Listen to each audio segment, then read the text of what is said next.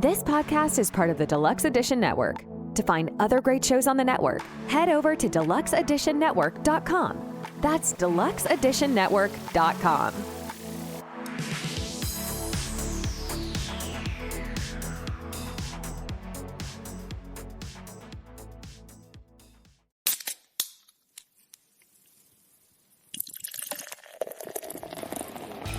Welcome to the Drink O'Clock Podcast, where interesting people from all walks of life sit down for a drink and a conversation.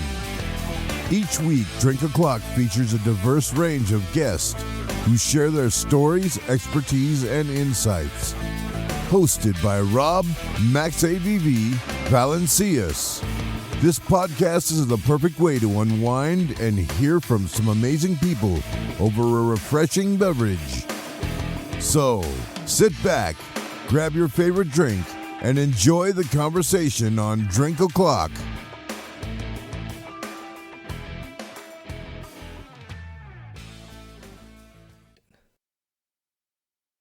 Dude, I wish you could see my screen right now, because it's just, bro, you got the handlebar mustache, and you're frozen with like a shit-eating grin on my screen.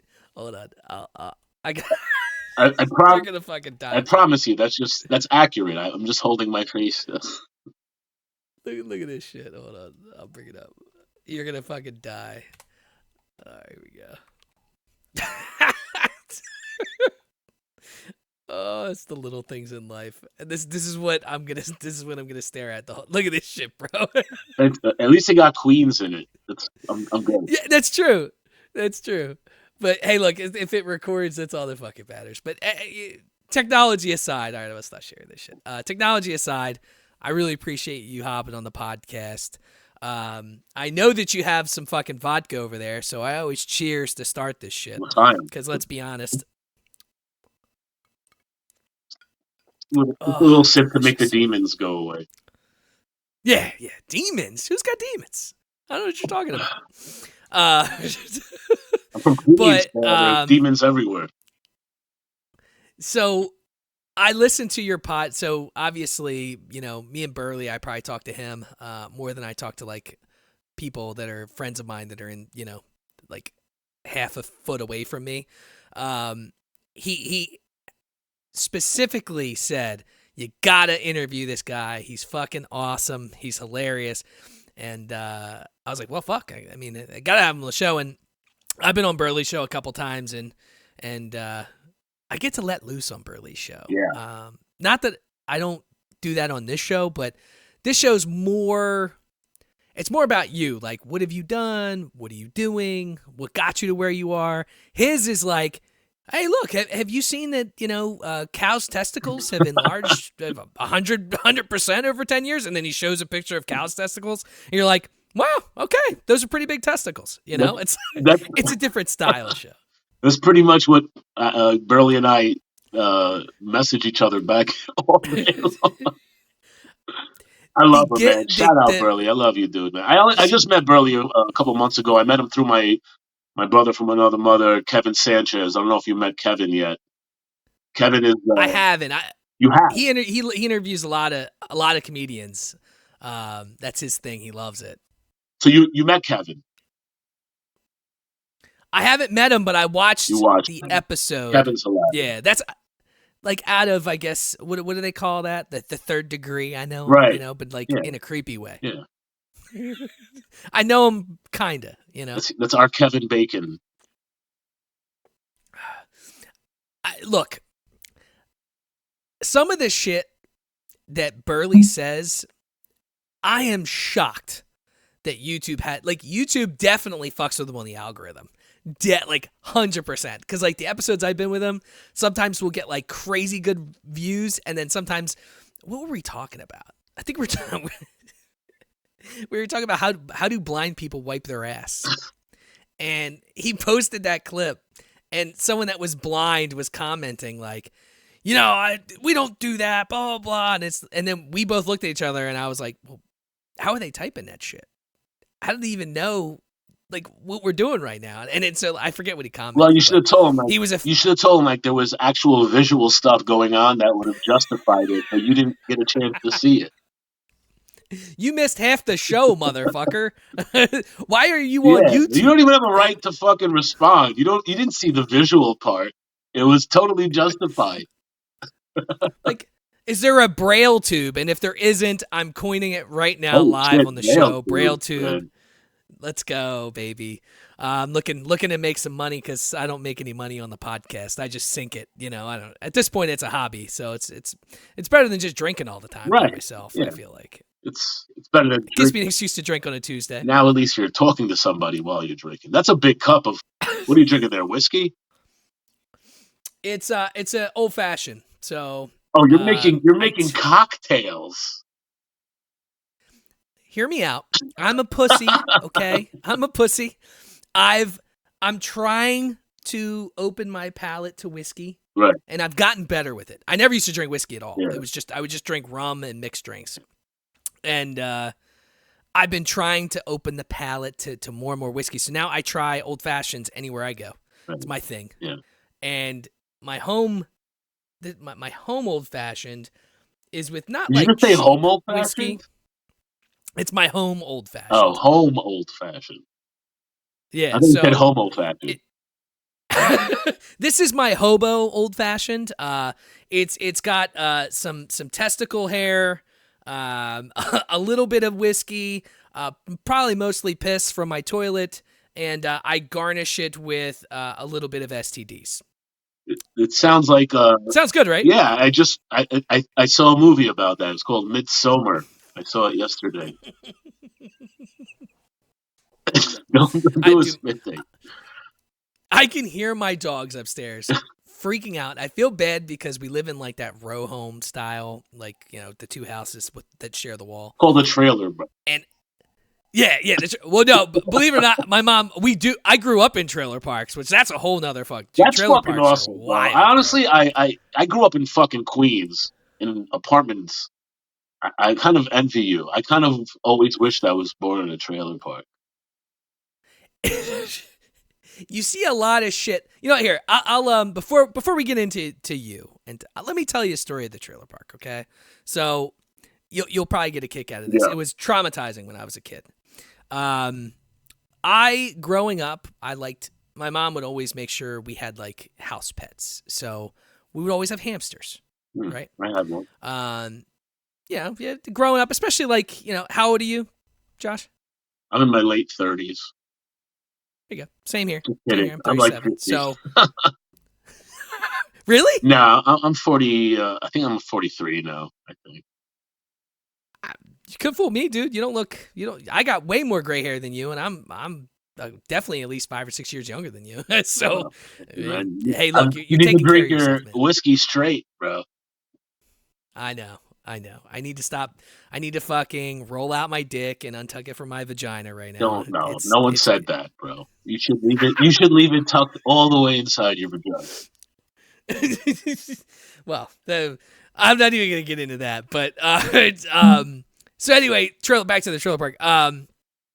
My mom left my dad. So how old was I? I was like 13, and. What does I'm the firstborn. My brother is the kind of like the problem kid, whatever. We both decide to go live with my mom because she was the responsible one. My dad was just worked, came home, and fucking, took his pants off and chilled all day. That was his thing. He didn't cook, he didn't clean, he didn't do any of this shit. My mom did all that. Here. Well, we're like, we're not going to fucking live with that guy. What do you He's mean? not going to clean or do our shit. Champion, bro. That's the best role model I've ever heard of in my life. I wish my fucking father was around to teach me that. Sorry, but go ahead. We'll get to that. I'm gonna have questions I'm gonna need to add to my list here. But so we made the decision to live with my mom, and that was an awful decision. And look, I know she listens to this. I'm sorry, Mom, I'm saying this, but awful decision because. It was like a new love thing, with the guy. Like she cheated on my dad with the guy from work, and then she left my dad. they moved into a trailer park, and that's what we decided to go to. So we're sitting there, and I guess I'm trying to think what the chronicalization of events happened, but somewhere down the line, we had a hamster or we got a hamster. I don't know if it was a transfer hamster, if we brought it with us. It was a trans hamster. It was a trans hamster, exactly. And so one day I got up and the hamster was not in its aquarium. Well, it got out, which, they're fucking crafty little beasts. I don't know. Yeah, they got out. And I don't want to be fucking pent up, The trans hamster just fucking rolling on its wheel every day. So I said to my mom, I'm like, where the fuck did my hamster go? Like, I know for sure the lid's on really tight. How the fuck did it get out? And my mom's like, I don't know. Blah, blah, blah. And little did I know at the time that this guy that was going to be my stepdad at some point he shoved it up was his a ass. fucking total. He was a psychopath with animals. Like, he would slap our dogs around. What? We had a parrot. He would slap the parrot around. And this was all in a trailer, by the way. All in a trailer. I'm like a fucking hardcore vegan, right? Are you? Yeah. Based on your Instagram, it said vegan, but for I didn't. It said vegan for the animals. Like, I don't give a fuck about my health, obviously. Some people become vegan because they're like, oh, I want to make myself healthier. I'm just like, I don't want to fucking torture animals. Yeah, no, that's fucking horrific, bro. So your stepdad was a psychopath. He was a psychopath. He fucked up our animals. He actually gave our parrot a black eye, which I didn't know was even a thing that was possible. Bro, dude, our lives are so parallel that it's making me like upset. Because like my dad was like a piece of shit in like other ways, but he loved animals. So like my father was a gangster. My father was a commando in the Israeli military, and he got injured, and he left the Israeli military early, and he came to the United States, and he ended up working with the mafia. So he became a gangster. But one of the things, But one of the things my father did when I was a kid was he bought African macaw, a blue and red African macaw, and he used to walk around with it on his shoulder like a fucking Israeli gangster pirate, and he loved that fucking bird more than he loved me and my sister, I swear. And he would walk around with this fucking bird, and he would kiss the bird the way that you can't kiss a bird; they have a beak, Yeah. He would go. He named his bird Gable after Clark Gable, the actor, and he would say, "Gable, give me a kiss," awesome. And he would stick his tongue out like this, and the bird would on his shoulder would bend down and stick its tongue out, and they would tongue each other. What the fuck? And that's how he would kiss his bird. That's actually super impressive. I thought it was fun. He was on what's his fucking name? David Letterman. You know David Letterman? Yeah. He used to have a thing called Stupid Pet Tricks. I remember that. He used to have a thing where people would come with their pets and they would do their pets' tricks. And my dad brought his fucking parrot, his giant African macaw, on the show. Your dad was on fucking David Letterman? Well, on Stupid Pet Tricks, yeah. That's still fucking being on so your dad was on live TV making out with his parrot, basically. I don't know if he made out with the bird on live TV. His bird was basically capable of breaking out of her cage, and that was the entire. Oh, okay. That was the entire trick, and I was like, I'm pretty sure most birds can break out of their cage. But. Dude, those birds. So we had an African gray. I don't know if you've ever seen. That's that. That's what this was. It was an African gray, but it was the blue and gray ones, the bigger one. Okay. A macaw. They're one? in the same family. It was a macaw. Dude, they're smart as fuck. Listen. They're so fucking smart, bro. I was very young when he had it. I was probably like 8, 9 years old, and my parents split when I was a baby. So I used to visit him on weekends and off days and stuff. And he got this bird when I'm like 8 or 9 years old, and the bird was gorgeous. It was a fucking, it's a fucking beautiful blue and red parrot, and I'm a little kid.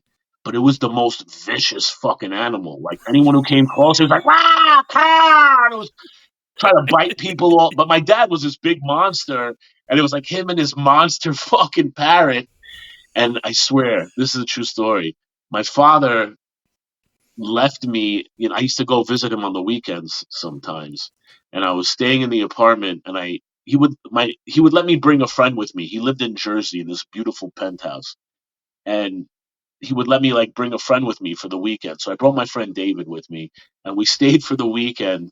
And we went and we bought some like little like shitty rubber BB guns, not like high pressure compression fucking airsofts. I'm talking about like little kid toys where you could shoot like pellets and shit. Oh yeah, I remember those. Like fucking little toy store guns. And we went up in the apartment, me and my friend Dave, because the bird was so fucking crazy. Because anytime we got near the cage, it would be like on the fucking corner, like fucking. We just wanted to get out and bite our fucking fingers off.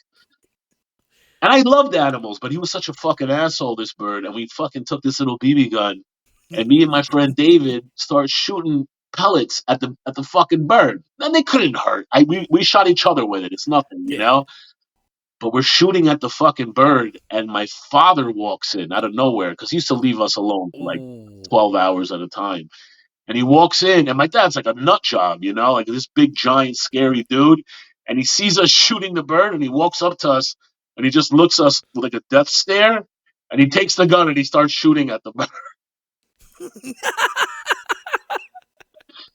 I was like, that's fucking great. I was like, all right. Dude, our birds, man, like our African gray, he would do some crazy shit. So I don't know what your dad's bird, I don't know if you remember, but like ours would, so my mom and my grandmom would talk every day on the phone. Yeah. Rip G-Mom. She passed like 2 years ago now. Rest in peace. Love that woman to death. But they would talk on the phone. So the bird would mimic a phone call. It would go, "Ba-da-da, ba-da-da. Hey mom." And like, cause that's how my mom answered the phone every single time. Then it would say, "Hi Mary." And then it would like do some crazy shit. But the problem with it's really fun as like a party trick. Right. The shitty part is when it's doing it at 5:00 in the morning when the sun's coming up. You're like, "Shut the fuck up! Shut up! Just shut the fuck up! I'm trying to sleep." Especially when you're like, at one point, because those birds live forever. We got rid of it. Bro, my dad's bird might still be alive. Those things can live for like 60 fucking years, man. Like. I'm totally. They're a great investment. It's investment. I don't know, bro. I would honestly like.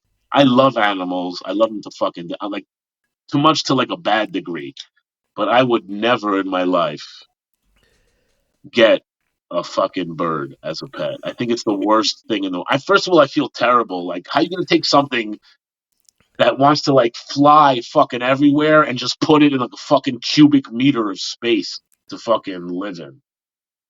Not to mention, it's coming from like tropical, like beautiful environment, and you're fucking putting it in a cage in a trailer park in Pennsylvania. Dude, I have a Japanese betta fish. You know what a betta is, right? Oh yeah, Japanese fighting fish. I have one because my wife's brother got one and he died on us, so we were like, we should just get another one. And I got him in a nice big tank and everything, and I talk to him and I'm kind to him and I feed him every night. But I'm like, this is fucking hell. I was like, I literally have this little fucking fish living in my own personal created hell for him. It's awful. Oh, it's all. I will tell you this: I'm a big fish guy. I don't have anything here where we're at. Eventually, when we have our own house, which with interest rates being over 8%, probably never going to happen at this point. But I would love. I went in our trailer. I somehow talked my parents into. I like cichlids, which are like they're like African fish. Cichlids. They're smarter. Listen, I used to fuck with fish, bro. Believe me. Man. Big into it. So I actually we kind of slowly went up. So I had a 30-gallon, then a 55-gallon, and then one of their friends was selling a 100-gallon. It's an addiction, bro. I know, man. And so we upgraded to the 100-gallon. I talked my stepdad into it, and this was a different stepdad, and we'll get back to the trailer park story, but now we're in another trailer. This is a different trailer with a different this is husband number 3. But he actually braced the floor, and my mom's still with him. He's awesome. But they braced the floor. He went under the trailer and braced the floor. That's to support the fucking tank. Because it's so fucking heavy. I will tell you, outside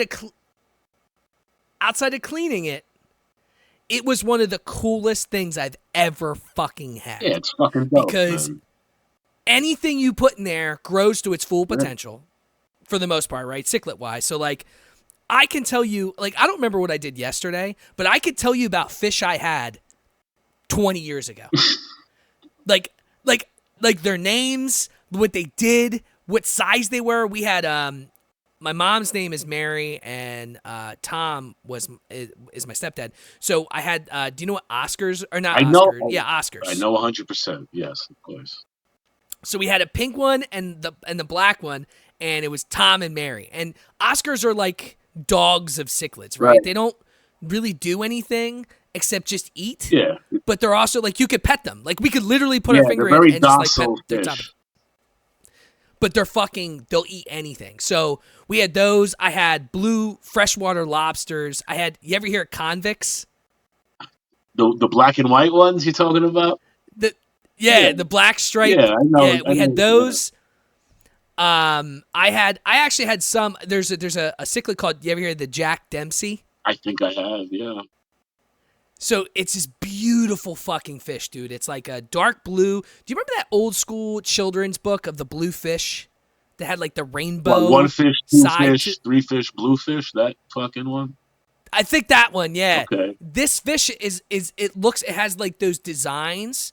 But, like, they're known as the Jack Dempsey because they would get fucking pissed and just ram their fucking head into the tank, and they would crack tanks. Oh, until it broke? Until it broke. I had a couple of those. I had this one. We named him Orange. He was, like, bright orange. And it was the meanest fish that I've ever had. Dude, it just terrorized. Like, I brought it into the tank. It kind of just like figured out what it was going to do, and I actually had to get rid of it. It was the only fish I ever had to get rid of. How did you get rid? How did you off your fish? Oh well, I brought it to Petco, and I was like, "You need to take this fish. This fucking fish, it's a monster. Tell whoever is going to adopt, because they'll adopt it out." Right. And I actually think that's how I got it. I adopted it from Petco. Oh, it was a bad fish. And they're like, it was a pit bull fish. Yeah, and they're like, you need to be careful. I had another fish called a red devil. I know the red devil. And they're mean. They're mean fish, but like they won't go out of their way to be mean. Right. They'll just be like, yo, don't fuck with me, right? And I was worried the red devil was gonna fuck him up. Right. It didn't happen. No. Dude, I swear to God, true story. I put him in. He's in there for, I don't know if it's hours or days. But it got to a certain point where he had my red devil in the corner of the tank, sitting straight up. And he's like this the whole fucking time. He wouldn't let the red devil move to the point where he's in the corner. And I'm like, I have to get rid of this. Like, he's going to fucking kill this fish. And I love that. I love that fish. He ended up fucking dying. Yo, fish, that's the thing is like, it's part of the journey that I wasn't always a vegan, but like it was a journey of like realizing that like all sentient animals that you deal with have like an in-depth like personality to them. And if we're gonna stick with fish stories, let me tell one real quick. So let's do it. When I was in my I got recruited to work on Wall Street when I was 16. I was working on like boiler room operation stuff. So when I was like 19 years old, I was working at this stock brokerage firm in Staten Island, New York City, which can tell you a lot of the story already. Hey, what's up, everyone? I'm Dylan. And I'm Cameron. And we're the hosts of Barstool Film School, a conversational comedy podcast about the very best Mar movies. You know, the ones that are like perfect to watch when you're hanging out in a bar with friends. Now, I'm a writer and a film school washout. And I'm a bar owner. So we ought to know what we're talking about. You would hope. Tune in every other week, wherever you get your pods, as we take on a new flick. And we will pair those flicks with some cocktails. To see if they pass the bar. Now, what do you say, Cam? Shall we pour ourselves another round? Let's do it. All right. But we were working there, and it was like working in like Rikers Island, filled with just like convicts and like criminals and shit. And we used to do stuff to like keep ourselves entertained. Like not that the office was like looking like shitty or ghetto. It was a nice office. We had our setup, and we had fish tanks at the time. It was something that we were into for some fucking reason. I don't know why. We were kids, you know. I was like 19, 20 years old, and Oh yeah. we we ended up I ended up getting a beta fish. Me and my business partner Manny, we got one of these betas that I have right now, and we put them in the tank. And because we learned they call them Japanese fighting fish, and we're like, why are they fighting fish? Like, because if you put them with another beta, they're gonna fight each other. To the death, right? To the death. So that's crazy, dude. So we got this fish. And I was like, because everybody in the fucking office was a bunch of degenerates, and they always used to gamble on everything. So I was like, that's me. That's me now. Well, it's semi me still, but I was like, I'm gonna train this fucking Japanese fighting fish to be the toughest fucking fish in the world. And I had him in a little bowl because I used to make phone calls all day to sell stocks, But I had him in a bowl in front of me, and I used to take a little big pen. And I now, in hindsight, like I'm horrified by what I used to do because like I won't even eat a fucking chicken anymore, But like when I had him, I was like, I'm gonna toughen him up. So I used to sit there on the phone while I was selling people stocks and spin him around with my pen like this, like a fucking cyclone. And I would do it all bro, I swear, and I'm not saying it like I'm not proud of it. I think it's a little hilarious, but I used to do it all day like this, just spin him fucking around, and he would just be like a fucking cyclone. At least you didn't punch a bird, okay? I you didn't punch a fucking bird in the face. I shot him with a soft pellet gun once.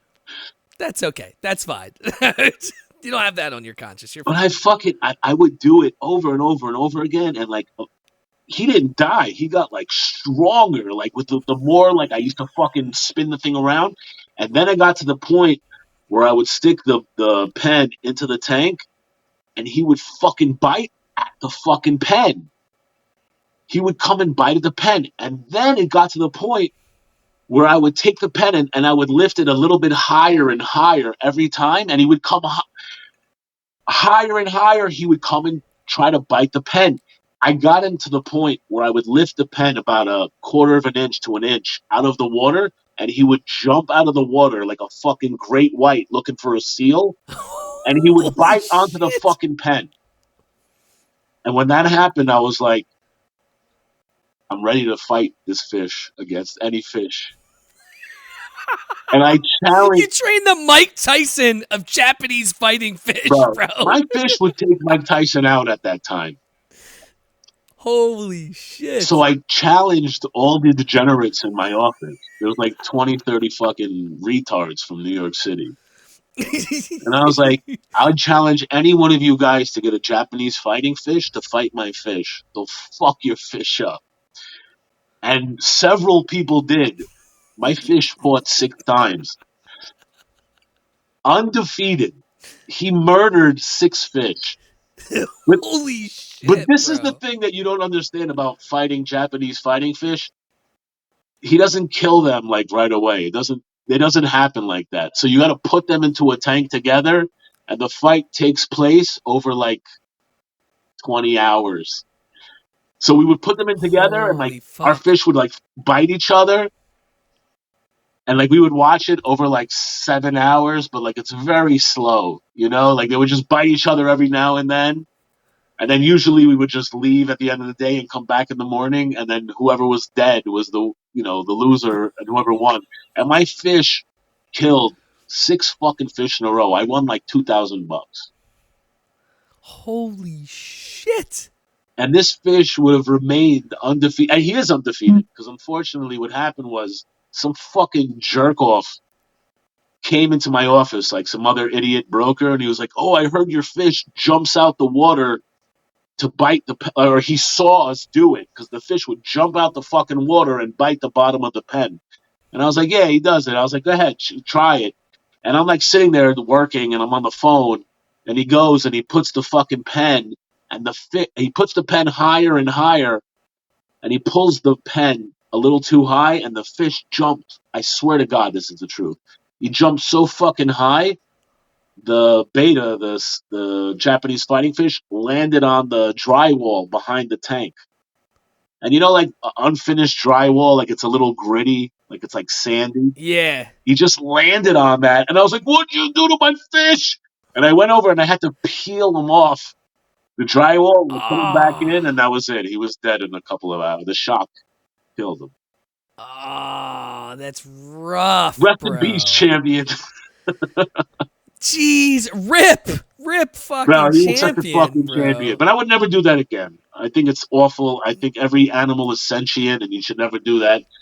But if you're a 19-year-old scumbag like I was, then... I mean, I was just going to say, bro, like I consider anybody under 28 a kid. 28 and under, even close to 30. I still consider him a kid because I just feel like people, especially now, like it's just going later and later and later for adulthood.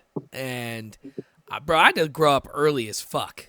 I was basically a grown ass man at like 13. I just didn't know it at the time. Like I was doing shit kids my age because like when your parents split up, and then I'll finish my hamster story by the way. I don't even know if I should. It doesn't compare to the fucking beta story. Like Jesus Christ, you trained the Mike Tyson of fucking Japanese fighting fish.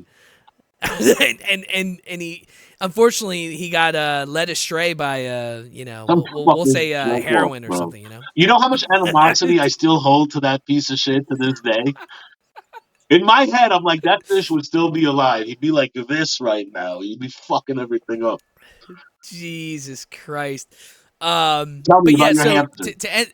to end the hamster story, it's not as good. I feel very inadequate right now. It's like no, bro, please. A very small white man against a very large black man. But it's so I asked my mom where the hamster was. She's like, I have no idea. We'll find him. Blah blah blah. So I took the bus at the time. So I walked outside my trailer, walked into the middle of the street, and there my hamster was, in the middle of the street, run over by a car.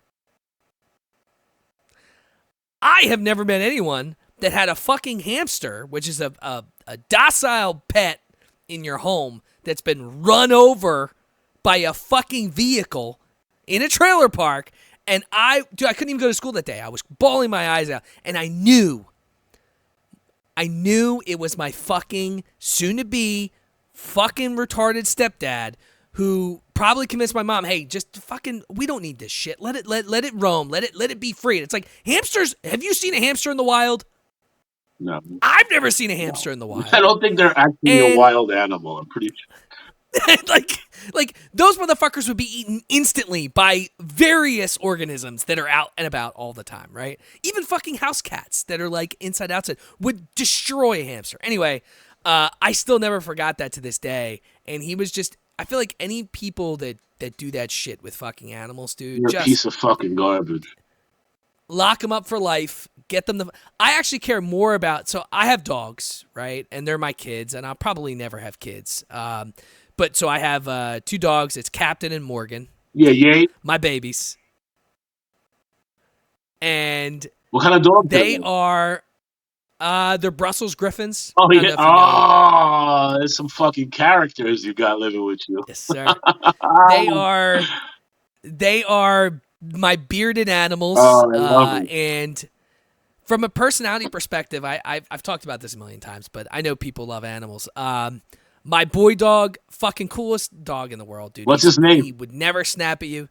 His name's Captain. Oh, he's the captain and Morgan's the woman. Morgan's the woman, right? I feel like that was like, I mean, she's the boss. Are they fixed? You letting them fuck? What's going on, bro? They're fixed because they're actually brother and sister. So why are you so judgmental, bro? But so she's 1 year older than him, but I'll explain it this way. So he's dumb as fuck. I love him to death, but he doesn't give a shit about the outside world. He's happy all the time. His tail's always wagging. He's obsessed with me. He follows me everywhere. As long as he eats, like, this motherfucker doesn't know shit, but he knows when dinner and breakfast is. Like, if it's 8:30, at 8:28, he's sitting on a couch staring at me like this. Yeah, he's gonna let you know, bro. He's gonna fucking let me know, but he doesn't know anything else. Morgan, on the other hand, fucking know, bro. Well, like, I don't know, dude. It's hard to explain. Like, he's so lovey and lovable, but I think because he's not super intelligent, like, to a certain degree. Like, Morgan, on the other hand, she can be such a cunt, but she's so fucking smart. I even taught her bang bang, where you do this, right? And I go bang bang. She goes on the fucking back. And, like, she picked up every single trick I've ever tried to teach her. Like, she knows how to dance. She does this little pirouette around. Like, she's just so fucking smart, dude. She's picked up everything. She's gotten into everything. We have no idea how she does some of the shit that she does. Like, she's gotten into trash cans and like, she's just so smart. And she loves the outside, right? So right now she's sitting upstairs just looking out the window. She's probably waiting for her mom because she's obsessed with my fiance, right? And whenever she goes away, whenever she sees her suitcase, she gets frazzled. But she's like her. He's kind of like me. I mean, I'm not a fucking dumbass, or no, I'm not intelligent. But the way they are with each other, it's kind of wild how it is. But they're polar opposites, dude. He's afraid of everything. She's afraid of nothing. Like, literally nothing. We could take a bag in her face and do this. She'll just be like, "What the fuck you doing?" If I do that to him, he's across the entire fucking house. And we don't hit our animals. Like, I've never hit him, but he's always like scared of everything. You know, I go to pet him, and he's always like, he puts his head down. It's just weird because they're like, we got them 1 year away from each other, same exact mom and dad. Like, we taught them the same exact, but it's just like having kids. It's the energy. Same exact fucking thing. Listen, it's female and male energy. The crazy thing is wild. I have a husky. I've had many dogs in my life, and they've all been very different. Have you ever had a husky?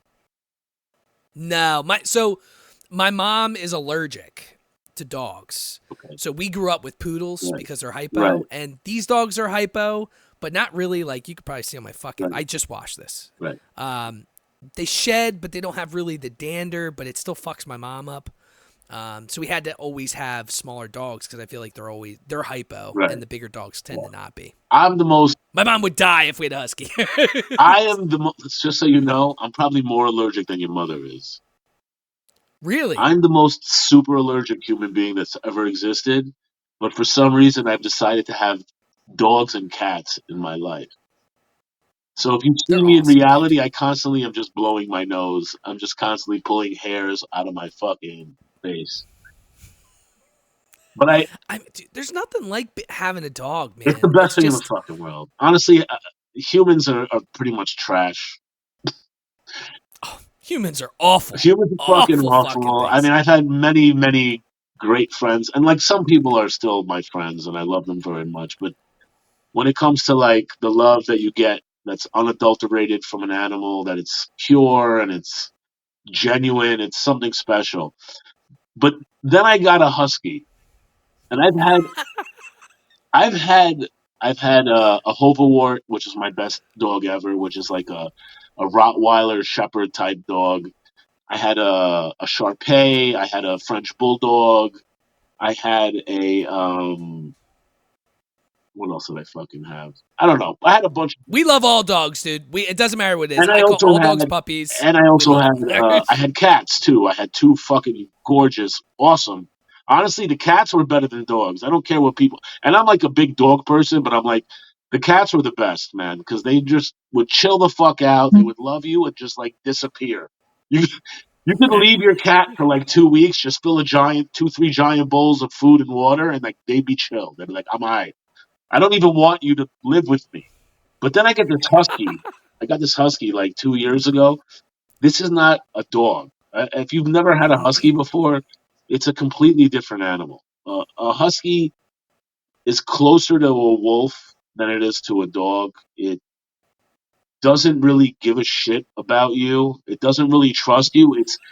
You know how like how wolves became dogs is because what happened was like a wolf was like, I'm going to approach these humans around a fireplace or wherever they were, and the humans would throw them some food. Yeah. And the wolf still didn't really trust the human, but like they took the food and they hung out around them. That's exactly how my husky is. Like that's to me, like that's my baby. I try to hug her and kiss her, and like every now and then she'll chill with me and we'll hang out and have a sweet moment. But half the time it's like I'm trying to like put the leash on her, and she's just running across the fucking room from me. She's like, "You're trying to kill me. You're trying to fucking murder me." And I'm like, I fucking love you. I'm like feeding you, you fucking retard.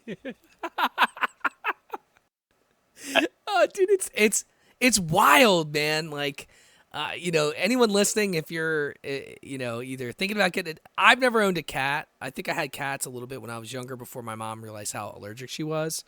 I wouldn't be against it. I'm just like, I'll pet a cat. I'll love a cat. I guess I've never owned one, so I don't know. But I do know from a logistics standpoint, they could survive a lot longer without humans than dogs could. Dogs would be fucked Bro, in 2 seconds. the last cat that I inherited just died last year, and he was almost 20 years old. Holy shit. Yeah, like I've been telling my wife, I was like, listen, I have to leave in a week. I was like, if you want to get me something for Hanukkah, I was like, I want a cat, and she refuses to get me one. And I was like, why won't you get me a cat? She's like, they live too long. And I was like, what do you mean? She's like, they can live 20 years. I was like, whatever, you take care of it after after I'm dead. It's sad we have to even talk about that, where it's like, we're getting to a point where if we have an animal that outlives us, well, who's gonna fucking take care of it? You're like, But your life is so much. but Your life is so much better with something to love. It's a good thing. and dude, for relationships, I tell you, I tell anyone this: if you're in like a relationship where you're at that 4, 5, 6 year mark, where you're past the honeymoon stage, where the pheromones are fucking gone, and it's like, Right. this is the person you want to Where hang having out sex with, is like jerking off. Yeah, basically, right? Like me and my fiance, we've been together 13 years. 13 I can years. probably count on. Yeah, we've been together a long time, man. You guys are together forever. You know that, right? We've been together so long. I laugh at this all the time, but we've been to our friends' weddings, and then we've seen them divorce, and then we've been to their second wedding. And it's like, people always ask us, well, when are you getting married? When are you having kids? And it's like, Doesn't matter probably anymore. never. Probably never. Because we're going to outlast most of the fucking people anyway. Do you know What's that? it fucking Do you know matter? that? I mean, you guys have sex, right? Oh yeah. Okay. Oh yeah. And Yeah. you- That's still around. Okay, and you come inside them, right? No. Really? I'm a pull outer stomach guy. Really? Yeah. Yes. Well, it doesn't matter because you could pull out if you've been fucking for 13 years. You could pull out as much as you want. Your cum is in there, somewhat. I don't think my sperm work, bro. It doesn't I'm matter. gonna be It's honest. not about that. The point. It's not about your sperm. It's about your DNA. I don't know if you know this. There was a study a few years ago, and they said that the semen and the sperm from a man, regardless if you impregnate a woman or not, it alters their DNA. So, Interesting. so genetically, she's already become part of you. That's gonna freak me out tonight, man. Well- Especially being alone, I'm gonna be sitting here drinking where I'm like, she's part. You're of me. not alone. Oh shit! Oh shit! She just saw what I did. Oh fuck! The thing is, it doesn't work the other way. The pussy doesn't turn us into them, but you've turned her genetically, portionately into you. I'm okay with that because she's way more attractive than me. Oh, listen, man. Upgrade. She settled down. Look, I'll tell you this. I don't have a giant dick and I don't have a lot of money. I'm here because I'm funny. And the tongue game is above par. Okay, like probably way above par. That's all I got, bro. And I said this the other day. I'm like, thank God I'm very good at my tongue and listening, or I'd be you probably would have left me years ago. like when you could do that, like you don't have to have the biggest. I mean, my dick is an average white male. It's not it's not anything you're gonna boast about. How did you get your tongue so astute, so strengthened? It's funny. So when we first started fucking, it was like she has specific things that she likes, and when you're 23, you're just jabbing, bro. You're just doing whatever you can to think that, hey, like I know in the generic area where a clit is, I didn't know what the fuck I was doing, but after a while, a good year, I just kind of listened, and then the cues when you you hit a spot that they like. Also, I did learn this. So I actually had a sex, not expert, but she's like a erotic podcaster and things like that. And we were talking about the clit, and she kind of bestowed something on me a little while ago that you don't always want to go up and down. Right. If you actually go left to right, there's more area. The Father, the Son, and the Holy Spirit. The Father, Son, and Holy Spirit.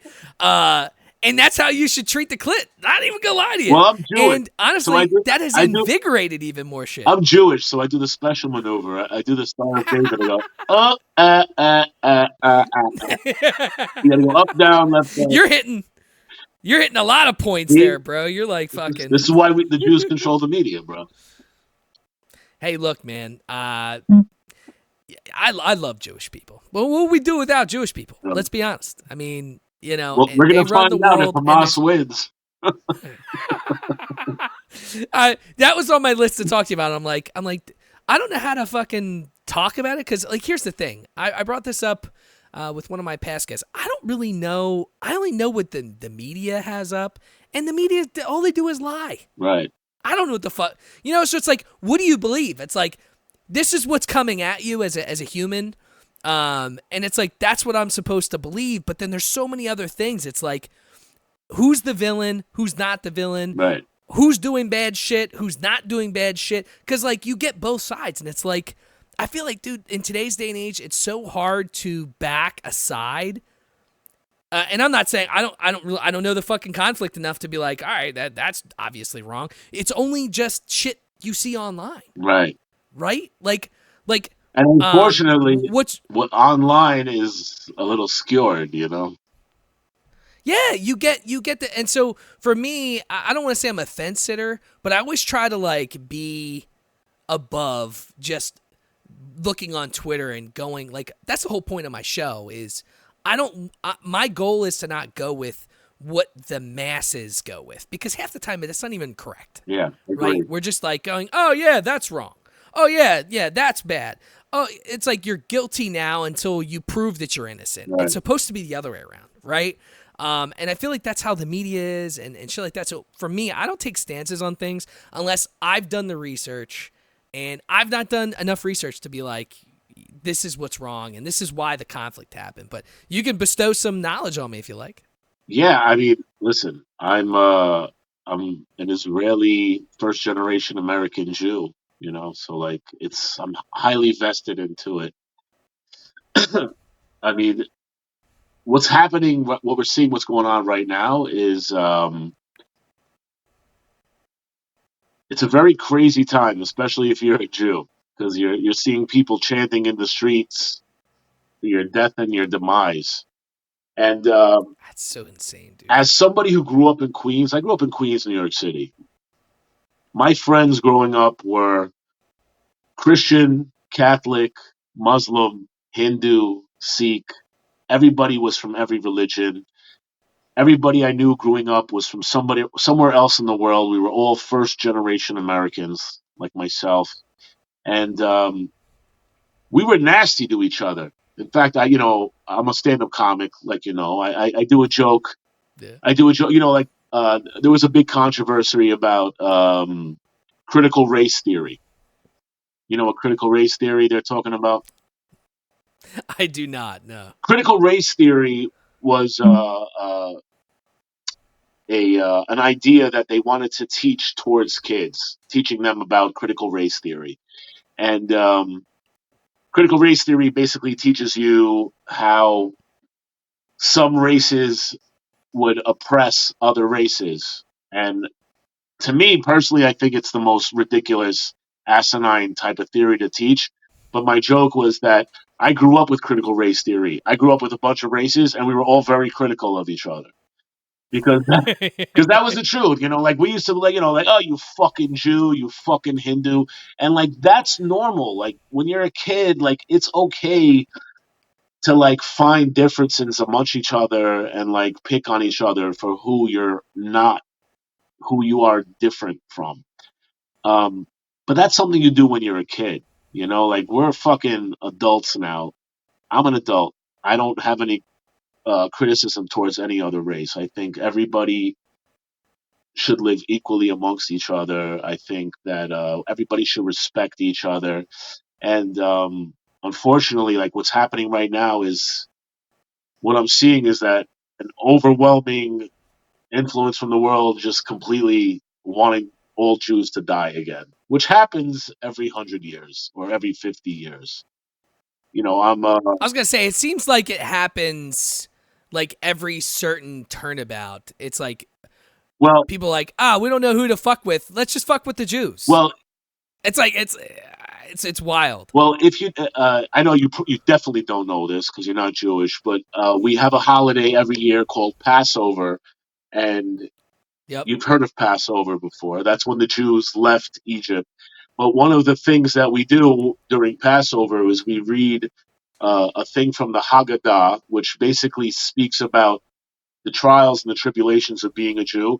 And it says specifically in it that in every generation there will be a group that will rise up and try to destroy us, and we will overcome them. So it happens every generation. So my grandparents on both sides of my family, specifically on my mother's side, directly escaped Auschwitz and the Holocaust. And on my father's side, had to evade. My father's father was in Siberia because he was a Jew, and my father's mother was Romanian who had to escape across Eastern Europe because she was a Jew, and everybody on my mother's side was killed and murdered, and so I'm the grandchild of that, you know. Wow. And the thing was, I'm fascinated. I am fascinated with World War II and just all the fucked up shit that happened. And like, we're not even that far out from that. Like it's when you really think about you it, know it's less than 100 years. It's 80 years. People can still be alive from that time, and it's like no one. I don't know, man. It's just it baffles me. I think sometimes. Well, the with crazy, how the easy we crazier forget. thing is, like, as we get older, we start to realize, like, 100 years is not that long. Like No. we start to realize, like, oh shit, that's just like a little in fucking time. And now I'm living in this existence where I'm, a first generation American. My parents are Israeli. Their grandparents survived the Holocaust. I'm a Jew. I'm a Jew through and through. In fact, Yeah. genetically, I had a DNA test and it came back and I was 100% Jew. And literally, I was 95% Ashkenazi and 5% Sephardic. I don't know if you know what that means. No, I know what that means. But put all that shit aside, I get like people talking like, oh, because a lot of the fucking defense you get from people, like they either tell you like when they complain about Jews living in Israel, they're like, you're not the real Jews, and this and that, God. and I'm like, and then I also have a son from my ex, from my prior, before I got married to my beautiful wife. I have a kid, and he's not a Jew because his mother's not a Jew, but I'm a Jew. But if you put us in Germany in 1938, they would throw me, my son, my wife, my ex, and anybody who was related to us into the fucking ovens, into the gas chambers, because we're a Jew according to that. So I'm like, if Adolf Hitler and the fucking Nazis could say like that's a Jew, don't start telling us now you're not really a Jew, because that's what the argument is now. The argument is, do Jews really deserve to live in Israel, in their homeland, in their ancestral archaeological homeland? And the argument is, they're not real Jews. They were Kazakhs or they were this and that. And I'm like, tell that to fucking Adolf Hitler, because he fucking murdered my entire family. He killed fucking all of us. And half the time, the person that's saying that's a Karen who's not Jewish, or has not, or maybe they have a friend that's Jewish or a second, third cousin. They're not even people that should have a say, in my opinion. And like you understand, because we kind of grew up in the same era where it's like, look, if you have a place to stand, okay, talk your shit.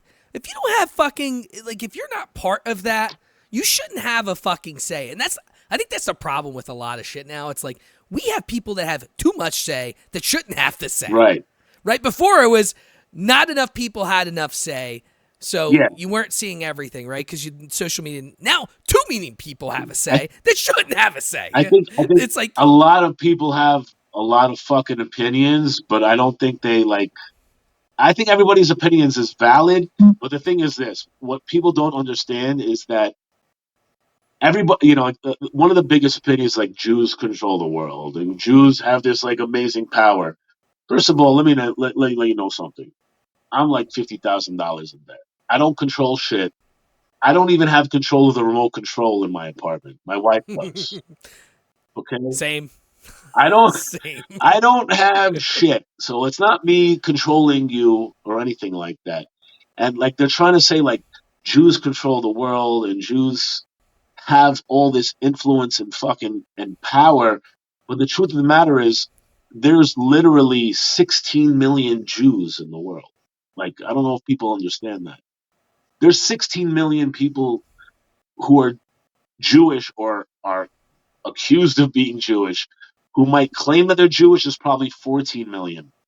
There are 8 billion people in the world. Jews consist of 0.2% of the entire population of the planet. So I didn't even know that, dude. Most people don't realize that. People think, like, you ask somebody, how many Jews do you think there are in the world? They're like, 100 million, 200, 300. There's 16 million of us. There's not that many of us. There's very, very little of us. And unfortunately, people are trying to make it smaller and smaller all the time. There's 16 million of us, and there's billions of people who aren't Jewish. And there's billions of people who love the Jews and who are normal human beings who believe that Jews have the right to exist just like any other human does. But there's a large percentage of the 8 billion people on this planet, unfortunately, and that percentage is probably somewhere around 5% of 8 billion, who think Jews should be eradicated from the face of the earth. And that's where the problem lies. And until the world understands that there's literally only 16 million of us, there was 18 million of us before the Holocaust happened, before the Nazis murdered all the Jews. There was 18 million Jews, and then the Nazis killed 6 million of us. They killed 30% of the Jews who were alive before 1939. They murdered them, including about 30, 40 people of my family, if not more. I'm talking about immediate family, my grandparents' parents and their cousins and stuff.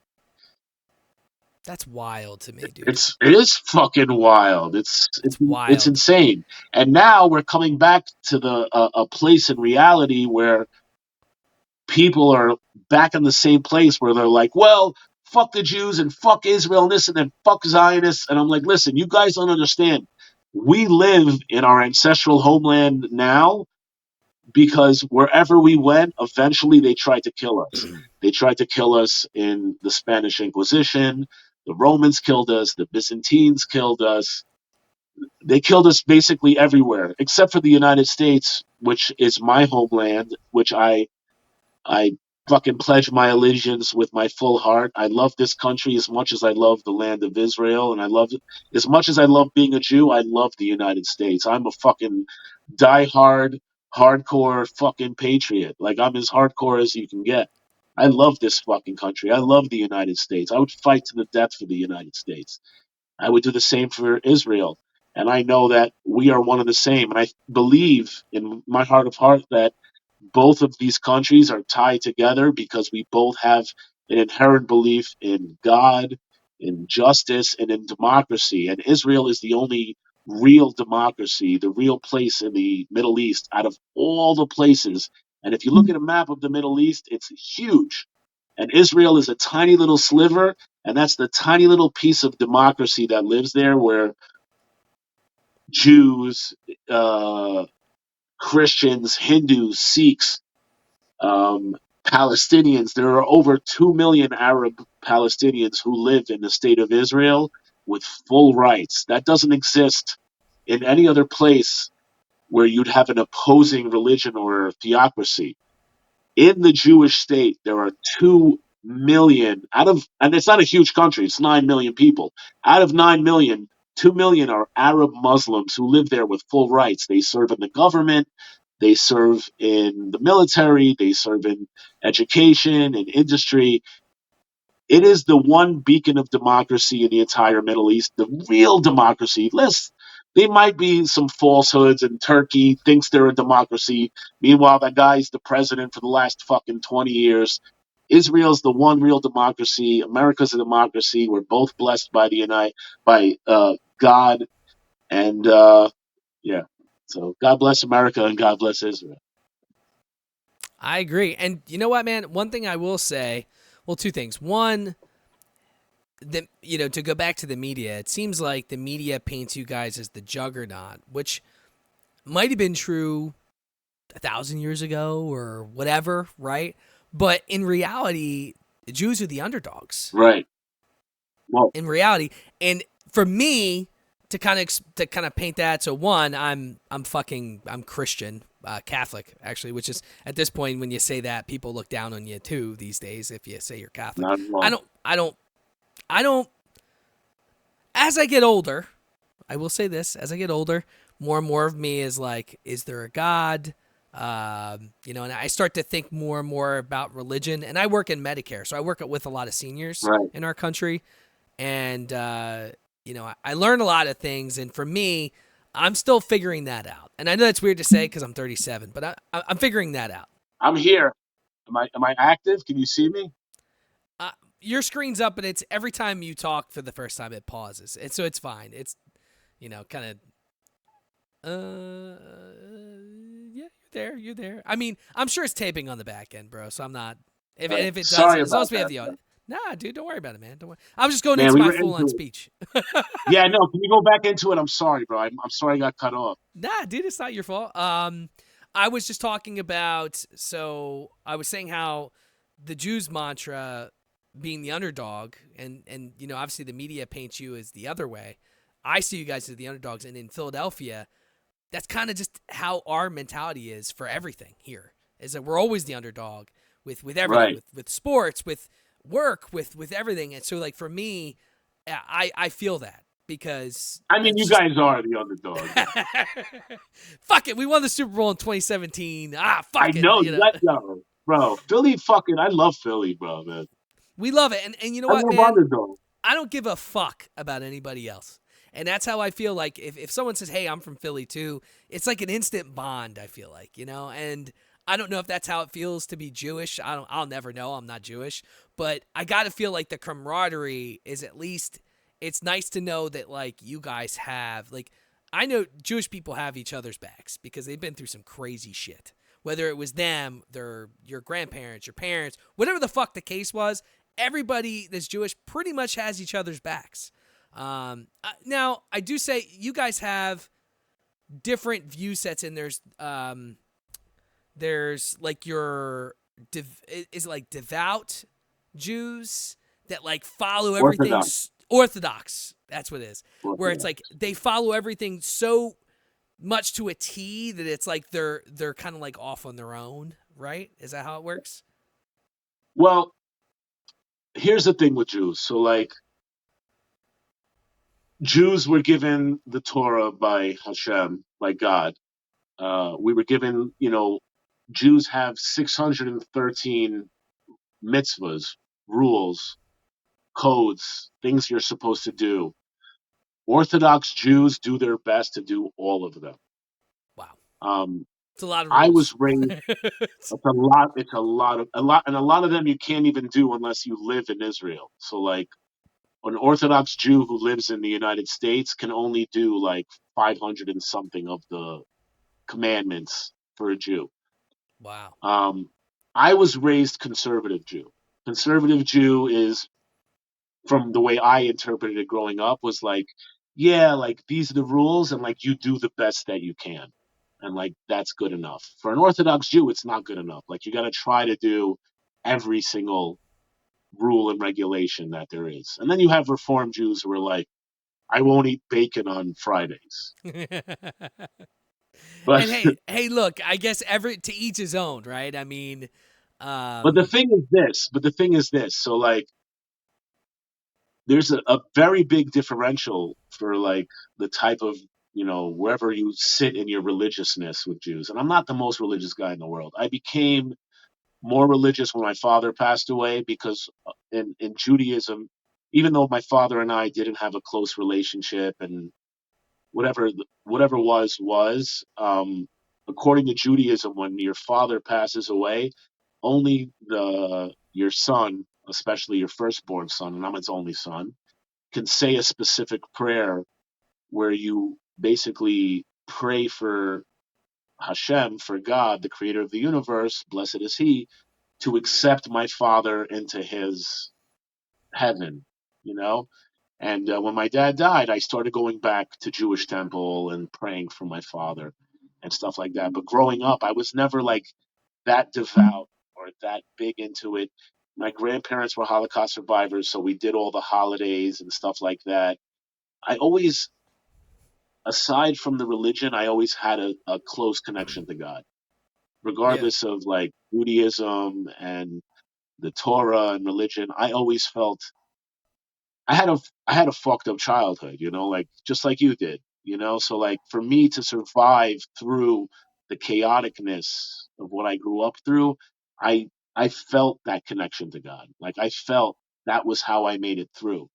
The religion of it, it's another level for there to be, but I think the most important thing, like if you put religion aside, you put Judaism, Christianity, Islam, Buddhism, Sikh, the most important thing to a Jew is that you connect to the creator, that you acknowledge that like you're here on this planet because something, an entity, the creator created this place and he made this vast, amazing planet and he breathed air into your lungs so you could experience the joy and the majesticness and the beauty and the happiness and the sadness and the torture and the joy and the the goodness that comes with being alive. Like Yeah. being a human being is a difficult thing to do, but like most people right before they die don't want to die. That's true. Like so like that speaks novels, and like I've seen things where I'm fucking dumbfounded. Like I see like burn survivors. Like you know what necklacing is? No.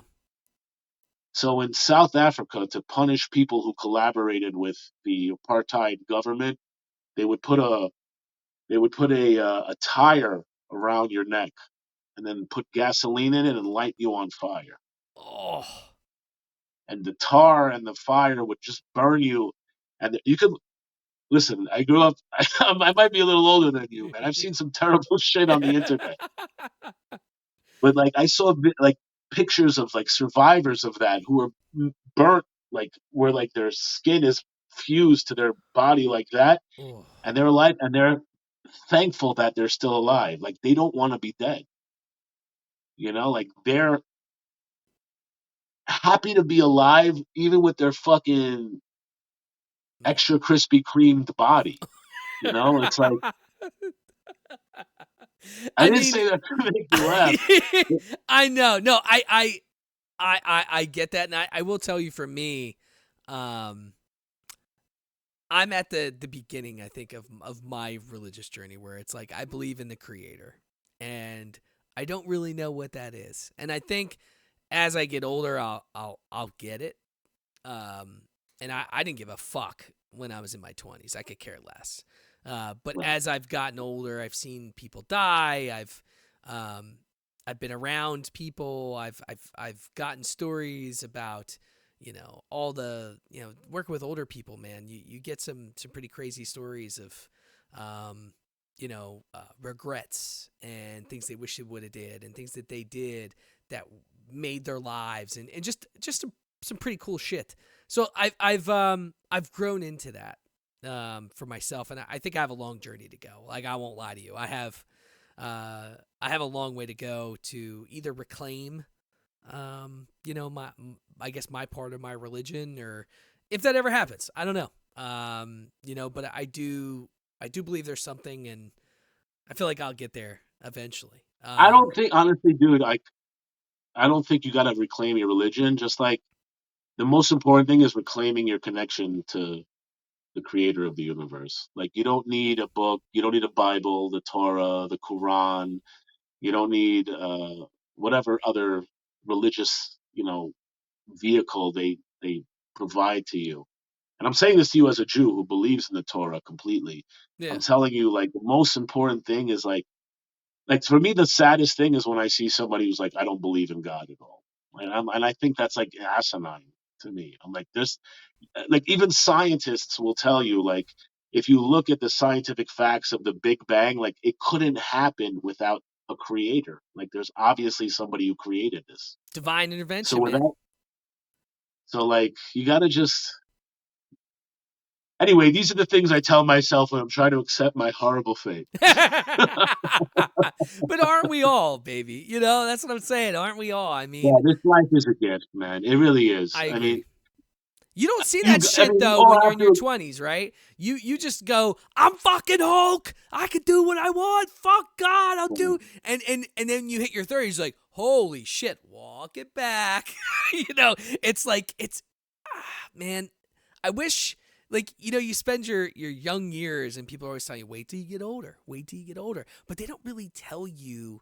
Like, they don't tell you what the waiting is for, right? They're just like, wait till you get older, and then you hit there and you're like, holy fuck, I wish someone would have maybe told me a little bit about that, and Right. it's a wild Our thing getting our older, man. dads didn't care, bro. Nah. Okay, we gotta just get over that, and we have to teach each other. That's just how. That's our fate, bro. Well, That's here's the how it thing. works. It's wild because my dad gives a fuck now, and my dad Oh, listens to now. this show, right? And I love my dad to death, but he's gonna turn 60 this year, right? He's getting older. Oh my God, what an old fuck. Exactly, right? He had some crazy shit happen. His wife of 22 years is dying. She's got brain cancer, right?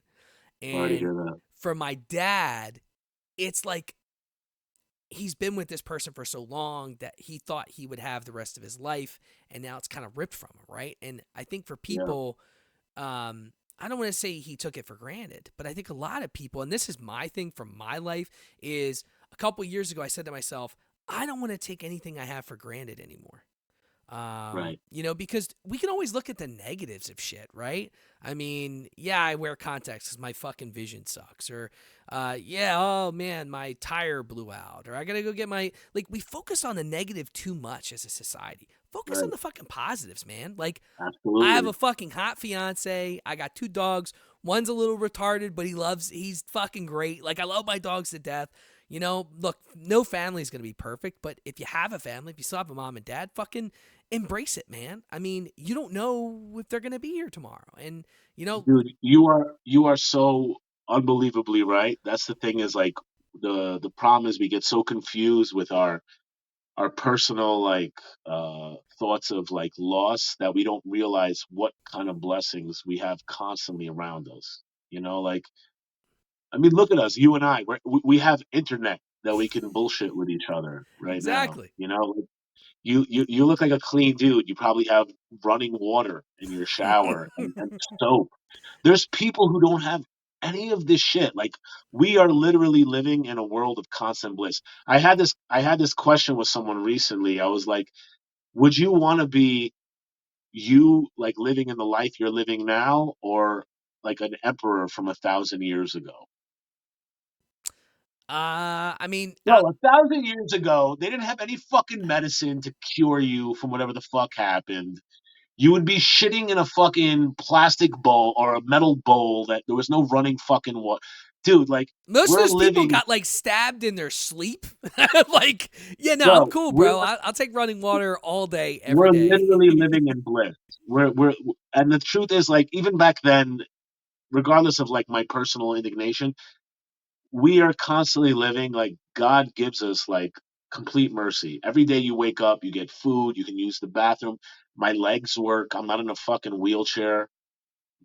I wish anybody in a wheelchair to have a good life, but like, and even they should be happy that they're not in a fucking bed, that they can't move around. Like, there's always something to be grateful for. Like, we live very good lives. We might be living around amongst like travesties and like horrors that are going on, but we're literally living in the best part of time, the best part of humanity.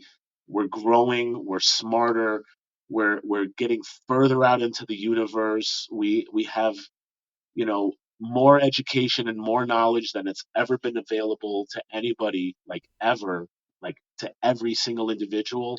Like, we need to be appreciative and thankful, and hopefully we'll survive the next couple of years. Yeah, I mean, look, dude, I think a lot of it to blame is social media, because it was around 100%. it was around before, but it is so prevalent now where it's like you see all these people and they put a smile on and they're, on a beach telling you if you sold all of these things and you could get this life, and it's like, come on, bro. You're probably, the moment you hit stop on that, and I'm not saying this is everybody, but the moment you hit stop, you're fucking wiping tears because you're miserable, and it's like everybody has their own happiness. No one's the same. No one, Yeah, right? yeah. You all have your own fucking happy place, and there's certain levels of happiness and what you're going to deal with. And for me, I'm not perfect. I got plenty of fucking issues. I was telling Burley, I'm like, I'm 37, and I actually just started to have to use fucking testosterone gel because I found out my testosterone was it plummeted. Like, I need some of that. Where'd you get it from? Of a doctor? yeah, dude, I'm telling you. So I had Yeah. so many issues with sleep, and I just felt tired, and I just didn't feel like myself. And like, I've only been doing it for 5 days, so I don't even know when it's gonna work, how it's gonna work. But Oh, it's gonna work. yeah, Good, man. they I need, said it I need takes some like of a that. month at least. But I will tell you, the erections in the morning have been like, it reminds me of like being 18 again, where you're waking up because your erection is like rock solid. I'm like, oh, this is cool. I'm cool with this, but it's like it's weird to say that, but like, I'm one of those people, dude. I'm an open book. I don't got shit to hide. I tell people the shit that I Right. do, and you know what? Judge me, fucking go for it. I don't give a fuck, But I do as a man, and I say this to everybody, and hopefully, like, I'm trying to use my platform, especially for younger people that listen to this, for them to like listen to it and get something out of it. It's not just me fucking drinking old fashions the whole time, but if you don't feel like yourself, man, it's okay as a guy to like ask questions and then go to the doctor. Like, I went to the doctor. I'm like, Man. this is what's wrong with me.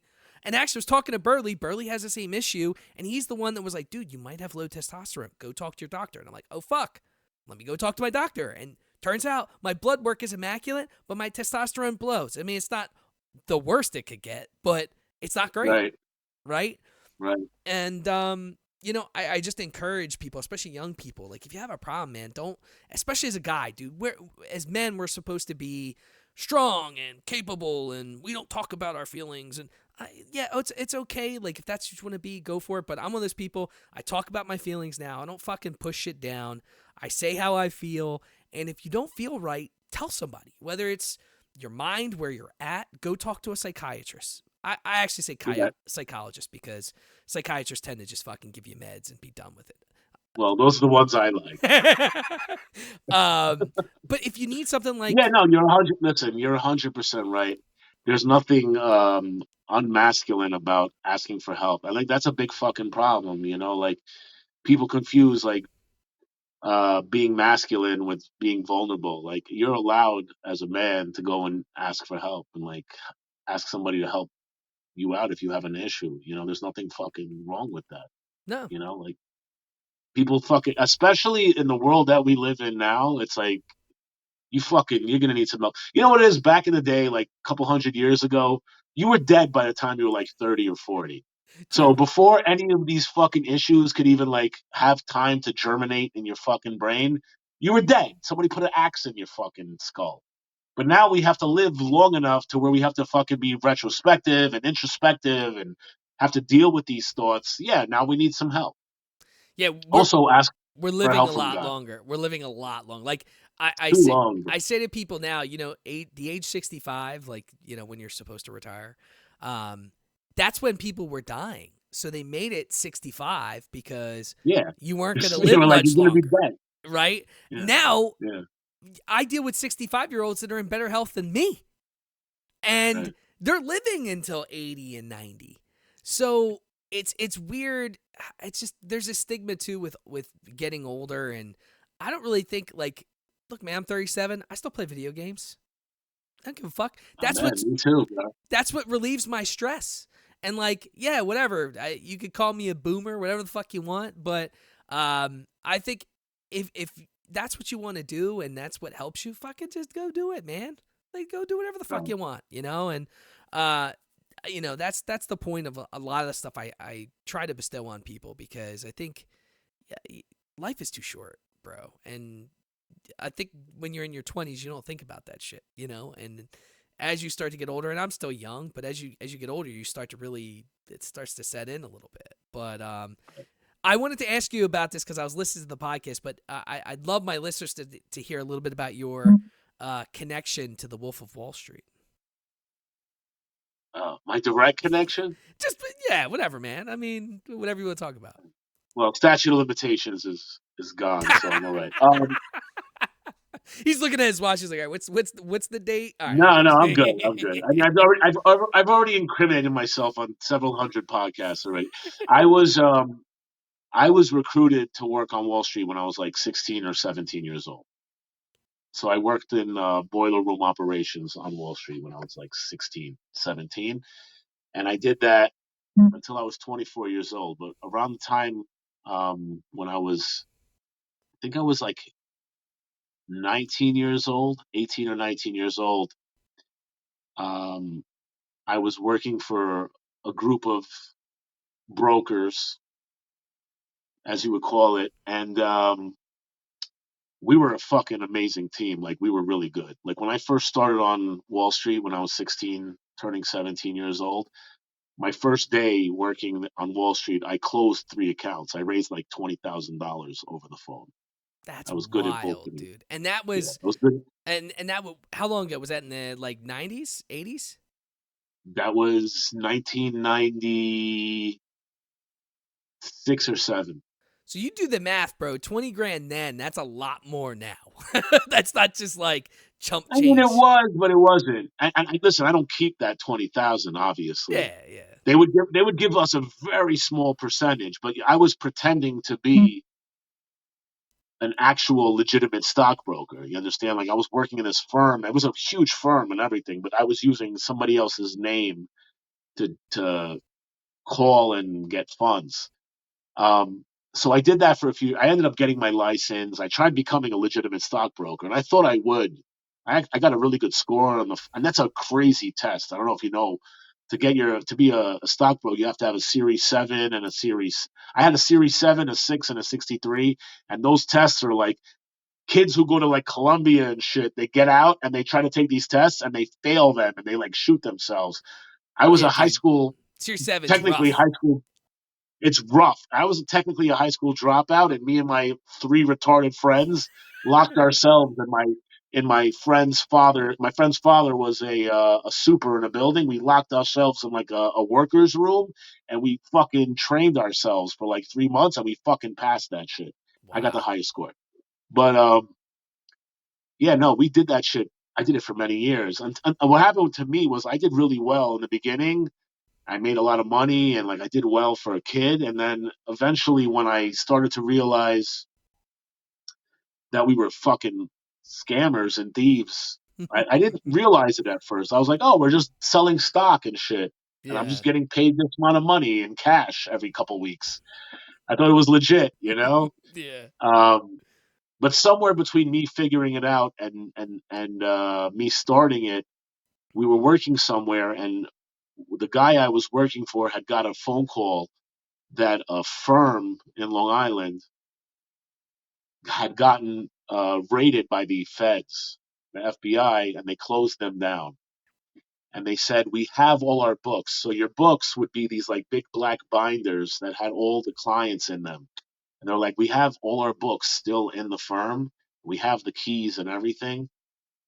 We'll pay you guys. They wanted to pay us like, I mean, I don't remember what they paid us directly, but whoever the people I worked for, they were like, we're going to pay you guys a lot of money if you can go in there and get them to transfer their accounts out, because everything is 24 hours. Even back then in the 90s, Yeah. 98, 99, everything was 24 hours. So like if you can go there tonight, right now, after the Fed. So like if you watch Wolf of Wall Street, when the Feds roll up and they raid the place and then they leave, we came in a couple hours later and spent the next 8 hours calling all those clients like, hey John, it's Bob.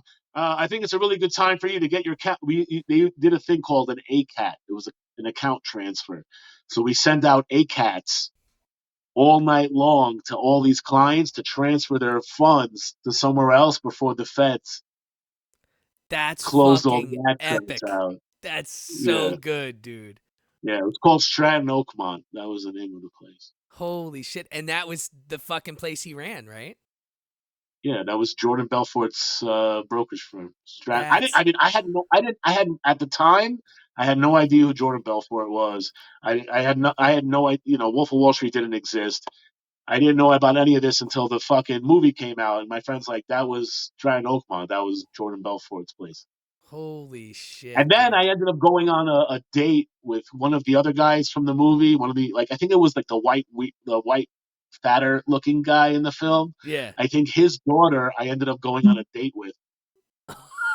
Really? In 2019, I went on a date and she was like, "That was my dad from the movie," and I was like, "Well, I guess I know your father." Then. Dude, that's wild, man. Well, look, Yeah, we're pushing. I didn't even get to. I'm gonna have to have you back on, dude. I know when like I'm like, all right, I'm gonna have you on. I know you're a comedian, but I wanted to hit on some of the heavier shit because I know, based on your Instagram and just some of the stuff, talking with Burley that you were passionate about. I kind of wanted to hit on some of those things, and I'm glad I did because honestly, I didn't know, and I feel like there's got to be a lot of other people, and I don't want to. I don't want to be the person to spread misinformation. I want to spread relevant information and let people yeah, make their decisions on their own. And I felt like we did a good job with that. But that does not mean I don't want to hit your future shit. So do me a favor, talk about what you got going on because I think it's pretty cool. You got a movie, you got a pretty big show coming up. Can you talk about some of that stuff? And then when you're done, hit us with where they can find all your content. yeah, for sure. Yeah, just because I've been drinking a little bit. Um, I'm done, bro. I've been done for a while. I should have made a triple, but I didn't. I'm going out with my wife to go celebrate our anniversary after this. So I Congrats, gotta bro. Where you sober going? up a little bit. I don't know. I'm taking her somewhere in the neighborhood, somewhere nice. So. Nice, good shit. We doing it like an Italian style, or what's the vibe? We're gonna go with whatever's open style. I feel you on that, man. She's amazing though. Shout out my wife, my beautiful wife, Miss Shout out to Debbie the wife, Powell. man. We love you here. She's a doctor. She's from Honduras, so she's studying. She took her first test. You know, when you come to America, you have to take a couple tests so you can Yep. practice here. So she passed her first one. She's um, waiting. She's practicing to take her second test. So Shit. Well, hey, look, hopefully, they'll. let's go, man. She's got it. She's good. No, she's got it. She's got I just can't fuck around. Um, it. I have a film I'm in a small part in, but you'll love it if you watch it. I get mutilated, so it's a 5 minute scene. You'll enjoy it. It's called The Bastard Sons. It's gonna debut on January 6th in a limited release in movie theaters, and you can catch it on video on demand everywhere. Look I'm good, gonna be man. heading to. It looked good. It looked good. It's fucking great. It's a really good movie. I wish I was in it more, um, but my scene is pretty good and it's pretty memorable. So if you see me, you'll remember me. Um, I'm heading to Indonesia on Sunday, early in the day. Me and Kevin Sanchez. He said you met Kevin, right? You spoke to Kevin? No, I didn't speak to him. I saw him on Burley's show though. you saw him on Burley Show. Yeah. Kevin Sanchez, my partner from Mac Almanac, and we've been doing comedy since we started. We're heading there on Sunday with my boy Rashad Bashir and my boy Pedji Pragaskwaskowski. I can't pronounce his name right. I saw his He's name, the dude. biggest. I was like, how the fuck do you say that? I've known him for 2 years now. I can't pronounce it right, but he's the Dave Chappelle of Indonesia, which Indonesia, if people don't know, it's basically the size of America. It's like 300 million people, and he's the Damn. biggest comic there, and he's awesome, dude. I love him. I was one of the first people he met. We became friends. He did our podcast. I'm on his podcast. It's coming out next week also, and he's bringing us over there. They're flying us there, and we're doing a 2 or 3 city tour. It's going to be amazing. So if you're in Indonesia on the 16th, we're going to be performing in a Olympic tennis stadium, 3,000 people. It's going to be amazing. And then we're going to be on Bali on the 23rd. That's going to be amazing too. Yeah, so make sure you follow that. Uh, check out Panji, check out Kevin Sanchez. Follow at Mic'd Up NYC, which is it's a theater, the Producers Club, where we run mics, and I do shows there. We run mics. I'm there every week, so come check that out also. And the Mac Almanac. We've been off air for about a year, but we're gonna have some new content soon, so check that out as well. So at Joshua Pallet, JOSHUAPALED. And you guys are awesome, man. I love you, dude, man. Thank you for having me on, bro. Oh, dude, it was a pleasure, man. I love these convos, and it's why I love podcasting, dude. I love it. I could do this all day. I wish it was my job, because I would do this all day every day. But It will be. It will be, bro. it's the goal, man. The grind is there, man. I'm grinding. That's it. You know, I'll That's just keep fucking doing it. And I'll tell you, one thing that's been cool is I've seen growth over the past like 3-4 months that I didn't expect. It just kind of came out of nowhere. I mean, I've had people listen in 7 to 10 different countries. I'm getting like my podcast yearly reviews and shit, and it's cool, man. Like, people listen to the shit. So I'm just thankful I have a platform. I've met so many, like I've met Burley through doing this, and he's fucking great. And I've met some really good friends and people I talk to all the time. And it's cool to connect with people, because you never really know where shit's gonna go, and just kind of just there for the ride. I'm one of those people, I just kind of fly by the seat of my pants half the time, and I enjoy it. But you can find my pod anywhere you listen to podcasts. It's Drink O'Clock Pod. I am part of a podcast network called the Deluxe Edition Network. It's cool, bunch of great podcasters. Got to mention the podcast of the month for them is the Deluxe Edition with Casey and Ray. They have so many like celebs and old school people that are on there. They just interviewed not too long ago the dad from Smallville. He was also in Dukes of Hazzard. I love that episode. It was great. And then also the Steve and the Crypto Show. Great guys there too. So dude, it was a pleasure having you on, man. We'll have to do this again. We should trio. Have me, you, and Burley on, and I feel like I just 100%. laugh 24/7 whenever I'm on his show, dude, because That's rock, bro. it's fucking great, dude. I love it. But look, you have a great night, and enjoy the meal with the wifey, man.